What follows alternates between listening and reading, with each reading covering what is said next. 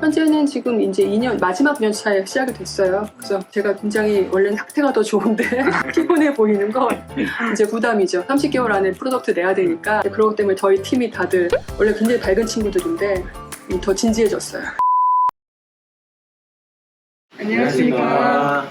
안녕하세요. 저희는 대구 경북 첨단 의료산업진흥재단 신약개발지원센터 구조설계부 분자설계팀입니다. 저는 분자설계팀의 팀장을 맡고 있는 이지영이라고 합니다. 네, 저는 선임연구원 이세환입니다. 전 연구원 한윤아라고 합니다. 네, 저는 연구원 이승주라고 합니다. 네, 선임연구원 한민우입니다. 예, 저희는 그 구조설계부라고 해서 실질적으로 단백질을 다루는 구조분석팀과 이제 컴퓨터를 기반으로 약물을 설계하는 분자설계팀으로 나누어져 있고요. 분자설계팀에서는 인공지능 기반의 신약 개발과 이제 분자설계라고 하는 두 가지의 테크닉을 가지고 약물 개발하는 데 있어서 다양한 연구를 진행하고 있습니다. 나머지 자세한 이야기는 이제 연구원들 각자가 어떤 일들을 하는지를 들어보시면 좀 더 도움이 되실 것 같습니다. 고맙습니다. 이제 저희 그 대구 첨복의 신약개발지원센터 분자설계팀은 인공지능과 분자설계로 신약개발을 한다고 말씀을 드렸는데 그 중에 저희가 지금 현재 2019년도에 과학기술정보통신부와 보건복지부가 공동 출자한 인공지능 신약개발 플랫폼 구축 사업을 진행을 하고 있어요. 그 사업은 3년 30개월 동안에 한 260억 정도가 들어가는 대규모 과제이고, 그리고 이제 우리나라에서는 인공지능으로 신약 개발을 하는 첫 이제 그 정식 사업이어서 나름 경쟁률도 있었는데 저희가 다행히 선정이 되어서 진행을 하고 있고요. 저희가 그 과제에서는 이제 항암 신약을 개발을 해보겠다라 그래서 이제 과제의 큰 제목은 항암 신약 개발 혁신 인공지능 플랫폼 구축이라는 이제 과제고, 이제 그런 과제를 진행을 할 이 과제의 목표가 이제 30개월이 지나고 나면 이 과제 안에서 개발한 인공지능 모델을 웹상에서 오픈을 해요. 그래서 이제 일반 연구자들한테 그 인공지능 모델을 사용해보게 하겠다라는 게 이제 목표입니다. 그래서 대구 첨복 신약개발지원센터랑 그다음에 신약개발 전문가가 이제 유한양행, 그 다음에 이제 AI 모델을 개발하고 API 쪽에 이제 능력을 갖고 있는 에이조스 바이오라고 하는 스타트업, 그다음에 시플레스 주식회사라고 하는 스타트업하고 이렇게 4개 기관이 같이 진행을 해요. 그래서 벌써 2년이 됐죠. 근데 저희의 목표는, 그러니까 그 특징은 말씀드린 대로 항암제 개발을 해보겠다. 왜 항암제냐? 데이터가 많아서 난치성 질환도 하고 싶고 치매도 하고 싶은데 데이터가 마땅치 않아서 만만치 않아서 항암제 개발의 역사가 기니 항암제를 개발해보자 라는 거였고, 처음에 이제 과학자들이 기획을 할 때 저희가 다 모여서 아이디어를 내면서 안 거예요. 인공지능 모델 하나 가지고 신약 개발의 그 긴 단계를 다 커버할 수 없다.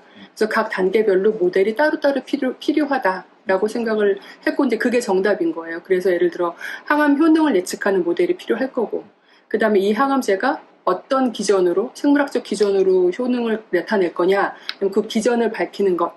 근데 그것 중에 하나가 분자설계팀에서 하는 것이 이제 표적 기반으로 약물 개발한다라고 말씀드렸고, 표적은 단백질류다라고 말씀드렸죠. 그러면 그 단백질하고 약물이 어떻게 결합하는지를 분자설계로 한다라고 이제 보여드렸는데, 그거를 그럼 인공지능 모델화해서 인공지능으로 예측을 해보자 이제라는 거 하나랑, 그 다음에 그 약물이 이제 몸에 들어가면 안전해야 되죠. 그 다음에 이제 생물학적으로 안전해야 되고 화학적으로는 안정해야 돼요.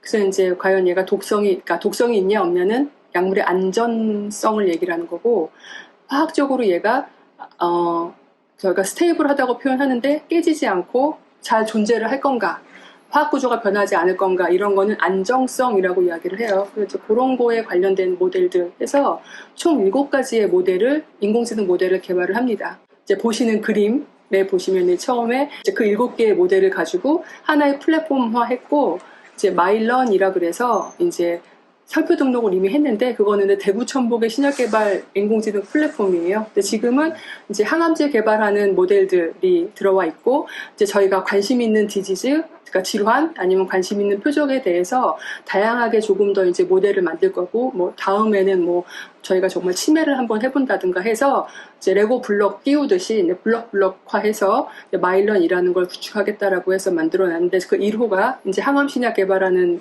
플랫폼이고, 이제 그러면 저희 그 마일런의 항암 신약 개발 플랫폼을 활용을 하시면 항암 효능은 굉장히 좋고, 그 다음에 저희가 이제 관심 있는 표적 단백질에는 결합을 또 되게 잘하고, 표적 단백질의 기전은 조절을 굉장히 잘함으로써 약효를 내고, 그 다음에 독성 없고, 이제 화학적으로도 굉장히 안정한 약물 개발이 가능한. 그래서 그렇게 해서 이제 그 마일런이라는 걸 한번 훅 예측을 하면 그런 약물을 저희가 제안을 해드릴 거예요. 그러고 나면 신약센터와 유한양행 같이 실험하는 팀들이 저희가 다 들어와 있는데, 거기서 인공지능 모델로 예측한 화합물을 저희가 제안을 하면 실험을 해보시는 거죠. 약효 측정하고 해서 이제 약물을 개발하겠다라는 게 이제 저희의 목적입니다. 그래서 이제 보시는 그림처럼 마일런이 7개의 모델로 되어 있어요.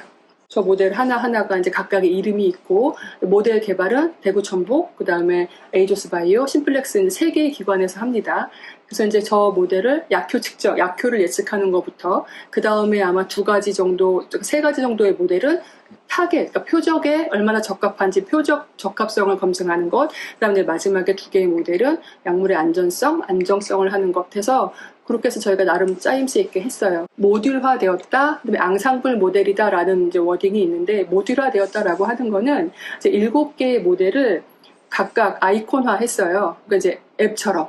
그래서 이제 내가 내가 7개의 모델을 모두 다 내가 데이터가 필요할 것 같으면 한꺼번에 예측도 가능하고, 근데 어떤 분들은 이미 나는 항암 효과는 쟀고 관심 있는 표적에 대해서만 예측하고 싶어? 그러면 그 모델만 활용하실 수도 있고, 그 다음에 순서를 바꾸실 수 있어요. 사실 그게 어떻게 보면 큰 의미가 있을 수도 있고 아닐 수도 있는데, 나는 약효보다는 약물의 안전성이나 안정성이 더 중요한 것 같아서 그거를 먼저 예측할래? 그러면 저 모델의 순서를 변형시킬 수도 있게 만들었어요. 그래서 그걸 저희가 모듈화 했다라고 표현을 하고요. 이제 앙상블이라는 것 의미는 앙상블은 여러 가지를 모았다라는 의미니까, 일단 저기 7개의 모델을 만들면서 활용한 데이터들이 저희가 그냥 프로테인, 그러니까 단백질 기반의 데이터도 있고, 약효의 숫자 데이터도 있고, 그다음에 유전자 데이터도 있어, 유전체 데이터도 있어서 다양한 데이터를 활용했다라는 의미 하나와, 이제 인공지능 그러면 여러분들이 알파고 때문에 딥러닝이라고 생각하시지만, 딥러닝 말고 그냥 큰 의미의 기계학습 의 방법도 들어가 있고, 저 안에는 조금 분자 설계의 방법도 들어가 있고, 이렇게 돼서 여러 가지 다양한 방법을 사용했다라는 의미의 이제 앙상블이에요. 그래서 저희가 이 과제를 계획하면서 굉장히 전략적으로 저렇게 워딩을 딱 만들었죠. 그래서 이제 모듈화된 앙상블 인공지능 플랫폼 마일런이라는 것이 이제 저희의 특징입니다. 현재는 지금 이제 마지막 연차에 시작이 됐어요. 그래서 제가 굉장히 원래는 상태가 더 좋은데 피곤해 보이는 건 이제 부담이죠. 30개월 안에 프로덕트 내야 되니까. 그러기 때문에 저희 팀이 다들 원래 굉장히 밝은 친구들인데 더 진지해졌어요. 그래서 이제 올해 마무리 잘 해서 아마 가을쯤 되면 이제 홍보도 되고 웹들이 이제 열릴 거여서 이제 관심 있으신 분들 한번 써보실 수 있도록 저희가 나중에 알려드려서 한번 들어오셔서, 이제 저희 말고 5개의 팀들이 더 있어요. 이 플랫폼을 만든 팀들이. 그 팀들 것도 같이 다 오픈이 될 거거든요. 그래서 한번 다양하게 써보시고, 그럼 인공지능 모델이 되게 실망하실 건데, 왜냐면 넣고 버튼 누르고 아웃풋 가져가면 되니까. 근데 한번 결과를 한번 보시는 재미를 기대해 보셔도 좋을 것 같아요. 안녕하세요. 저는 분자 설계팀의 하유나라고 합니다. 저는 작년 12월에 입사를 했고 지금 이제 2개월 차에 접어들고 있습니다. 저는 대학원 때 저는 균 생장에 관여하는 단백질을 억제하는 항생제 개발에 대해서 연구를 진행했었고, 지금도 이어서 하고 있고, 여기 입사해서는 이제 파이썬과 같은 이제 코딩 공부를 하고 있습니다. 파이썬 여기 와서 처음 하시는 거예요? 네. 굉장히 네.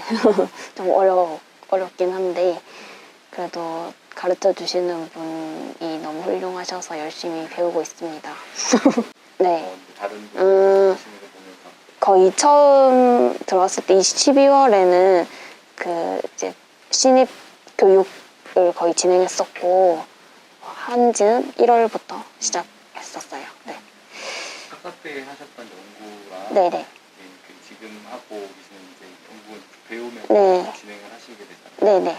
그 안에서 이제 어떤 게 좀 다른지.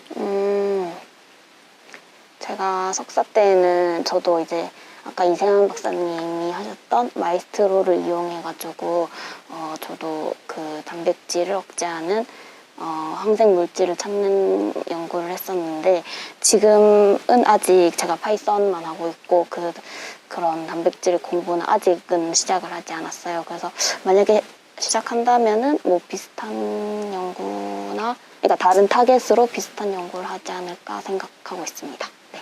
파이썬으로 해보신 라이브러리를 써서 이렇게 해보시니까 네. 그 석사 때 공부하신 거 네. 훨씬 재밌으신가요? 더 어려운 것 같아요. 네. 이게, 그래도 네. 정보는 훨씬 더 이제 많이 받아들이고 이렇게 하시니까. 네, 그거는, 네, 그런 것 같아요. 네. 그리고,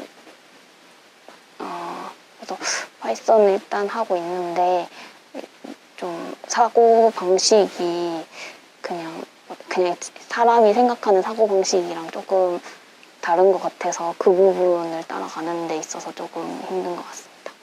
혹시 그 네. 이쪽으로 오게 된 다른 아, 이유 같은 거 있어요? 네. 제가 이 분자 설계라는 분야를 선택한 이유는 이제 신약 개발에 있어서 첫 단초라고 저는 생각을 하고 있거든요. 저희가 발굴해내는 물질을 바탕으로 아까 의학 합성을 통해서 모디피케이션을 하거나 또 이제 이런 것을 기반으로 저희가 찾아낸 그러니까 물질들로 조금 추가적인 실험을 통해서 이제 최후 후보 물질을 발굴한다는 점에서 저는 되게 매력적으로 느껴졌고 이런 신약 개발을 하는 데 있어서 시작하는 단계라는 점에서 저는 되게 의미가 있다고 생각해서 이 분야를 선택하게 되었습니다. 안녕하십니까. 저는 분자설계팀 한민우고요. 여기를 보면 되나요? 네, 뭐 저랑 얘기하시면 됩니다. 네. 그래서 저는 여기 분자설계팀에 이제 합류한 지 한 2년 이제 좀 넘었고요. 저는 원래 전공이 화학과인데 화학에도 굉장히 종류가 많잖아요. 이제 실험하는 데도 있고 뭐 엑스레이나 뭐 NMR 이런 거 찍는 데도 있는데 저는 컴퓨터를 통해서 한번 화학 반응이나 뭐 이런 구조를 좀 계산을 해보고 싶어서 계산화학으로 이제 대학원 진로를 잡았습니다. 근데 거기서 이제 재료 쪽에서 연구를 하다 보니까 이제 바이오나 이제 제약 쪽도 굉장히 관심이 많아져서 생체 분자가 실제로 이제 우리 몸에서 어떻게 움직이는가, 뭐 어떤 약물이 어떤 작용을 하는가 이런 것들에 대한 연구를 하고 싶었어요. 그래서 그쪽 방향으로 포닥을 갔다가 이제 제약사에 들어갔다가 다시 이제 여기로 와가지고 합류를 했습니다. 그래서 제가 전공을 한 거는 계산화학도 분야가 굉장히 많은데 주로 몰레큘러 다이나믹스라는 이제 분자 동력학 계산을 하고 있습니다. 그래서 분자 동력학이란 거는 그냥 일단 먼저 한번 보시면은 이게 뭐 어떤 단백질이거든요. 우리 몸에 많은 단백질 같은 경우에 엑스레이 구조를 통해서 주로 우리가 결정화시켜서 얻게 되는데 구조가 고정이 되어 있어요. 사진처럼. 근데 실제로는 우리 몸에서 굉장히 플렉서블하게 움직이는 상태거든요. 그래서 그거를 이제 이와 같은 형식으로 컴퓨터 시뮬레이션을 통해서 좀 잘 보이시는지 모르겠지만 이쪽 루프 부분은 굉장히 플렉서블하게 움직이고 이 헬리칼 스트럭처들도 어느 정도 플럭추에이션이 있게 계속 움직이게 됩니다.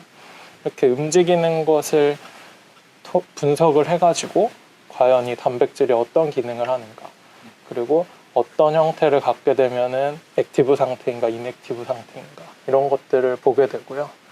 그래서 실제 약물이 여기에 결합했을 때는 또 이런 다이나믹스가 어떤 식으로 바뀌는가를 분석하게 되거든요.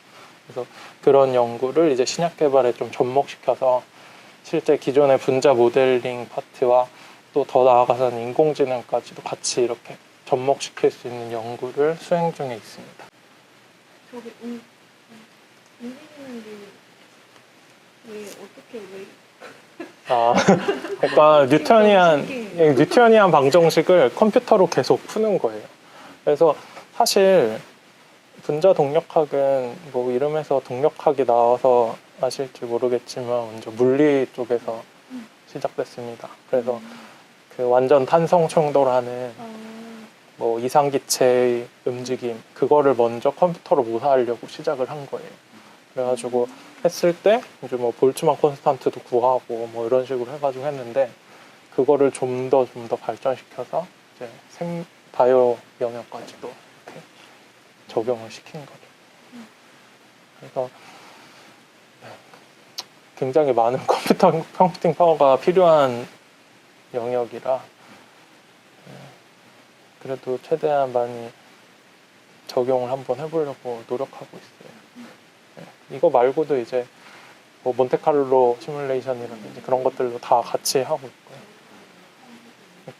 거의 뭐 결과로 얻는 거는 동일하죠. 어떤 식으로 얻느냐가 이제 이 분자 동력학과 몬테카를로랑 또 다른 거고, 이거는 이제 실시간으로 분자의 움직임을 보는 거고, 몬테카를로는 이제 통계적으로 어떤 것이 더 안정한 스테이트인지 이제 랜덤하게 랜덤 무브로 바뀌는 거니까. 그래서 각자의 장단점이 있는 것 같습니다.